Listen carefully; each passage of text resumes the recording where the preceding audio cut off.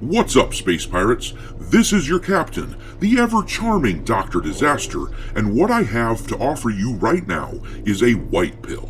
At least if you're on the side of common sense and disliking what these jackasses in the entertainment industry are doing to our culture.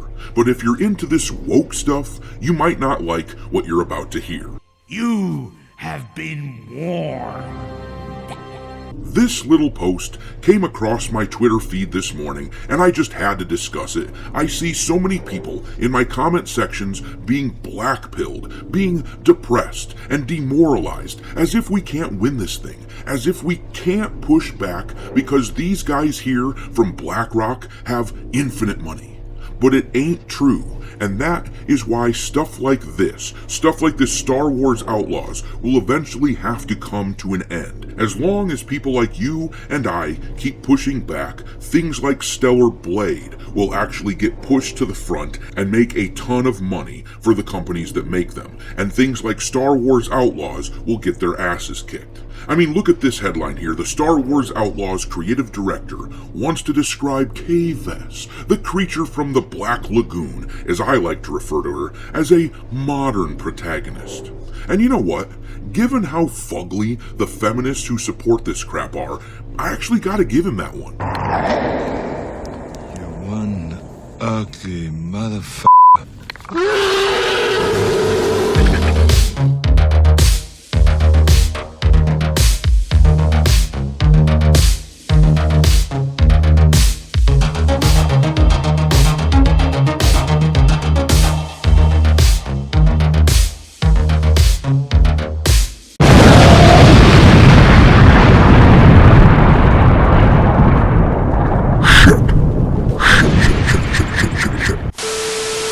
Alright, me hearties, make sure you like this video and subscribe to the channel if you haven't already, and also, don't forget to follow me over on Twitter, where my handle is Dr. Disaster1, and where I now keep a list of woke/DEI infested games pinned to my account at all times. Once again, my handle there is Dr. Disaster1.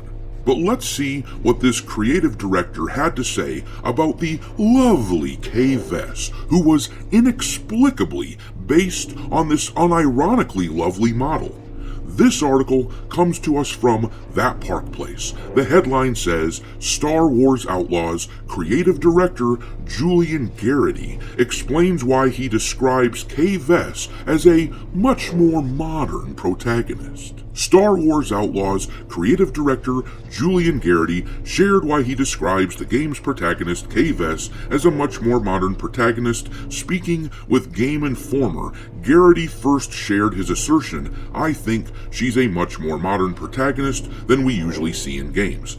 He then explained she's somebody who is very much a street thief who gets thrown into things that are beyond her control, and that she kind of has to think her way out of, and that makes it a little bit more relatable than somebody who has all the confidence and sarcasm and just comes off as somebody who is not believable. Well, it sounds to me like this guy is inadvertently calling out characters like Rey Palpatine. It sounds to me like this guy is acknowledging that a Mary Sue is a bad thing and is hard for people to relate to. He's acknowledging that people, in fact, don't give a shit about perfect characters. We want flaws for characters to overcome, but unfortunately, they went too far the other way with it here. Honey, you got real ugly. Game director Matthias Carlson also claimed Vess is relatable because she's not a Jedi. Carlson said, "I think it's very relatable as a human being on planet Earth that this character doesn't have any magical powers or properties beyond her daring, her skills, her tools, and her buddy Nyx." You hear that, ladies? Kay Vess is basically an ugly, lonely cat lady. And by saying that she is relatable and that she is more of a modern protagonist, that's basically them saying that they believe that is what the modern woman is. Kind of a slap in the face, if you ask me. But I don't think this stuff can last much longer for these woke DEI companies. I really don't. maybe a few years, maybe a decade, but they don't have infinite money. If they did, then this guy here, the CEO of BlackRock that helps fund a lot of this ESG, DEI crap, he wouldn't give a shit about profits plummeting. Let's read the tweet here. It says, BlackRock CEO Larry Fink suffered a meltdown during an earnings call over the company losing billions of dollars in contracts due to the international asset manager's woke, environmental, social, and governance agenda.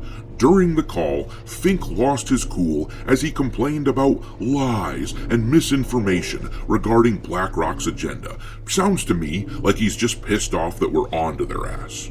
And once again, I don't think they can keep this up forever, and the way that the culture war is shifting, I don't think they can outlast us. But I'm going to leave it there. What do you guys think? Are we doomed to an eternity of these ugly, modern protagonists, or have you gobbled down that white pill and realized that if we keep this up, we can make some real changes? Let me know what you think in the comment section down below, and we will talk there. Thanks for watching, me hearties. If you haven't already, your captain is inviting you to subscribe to the channel and become a part of the crew. Life as a space pirate may not be glamorous, but there's always plenty of booty.